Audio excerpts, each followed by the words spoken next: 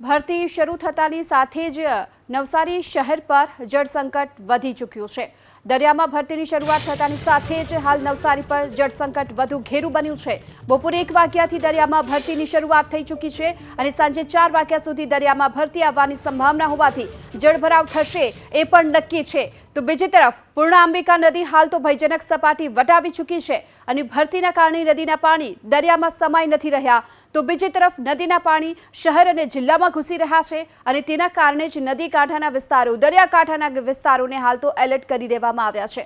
ખેતરોની સાથોસાથ કાંઠા વિસ્તારોમાં પણ હાલ પાણીનો જમાવડો થઈ ચૂક્યો છે અને તેના કારણે લોકોની મુશ્કેલી વધશે તેવું પણ લાગી રહ્યું છે। જો કે રાત્રે 10 વાગ્યાથી સવારે 6 વાગ્યા સુધીમાં 6 ઇંચથી પણ વધુ વરસાદ નોંધાઈ ચૂક્યો છે નવસારીમાં અને તેના કારણે જ પૂર્ણા નદી ભયજનક સપાટીથી 1 ફૂટ ઉપર વહેતી જોવા મળી રહી છે।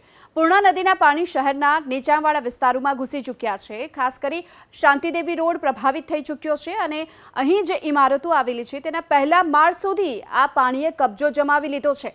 ભારે વરસાદને કારણે જિલ્લાની મોટાભાગની નદીઓ પણ તોફાની બની ચૂકી છે। આથી નીચાણવાળા વિસ્તારોમાં ઘોડાપૂર જેવી પરિસ્થિતિ સર્જાઈ। પૂર્ણા નદીની સપાટીમાં પણ સતત વધારો થઈ રહ્યો છે। નીચાણવાળા વિસ્તારો અત્યારે પાણીમાં ગરકાવ છે।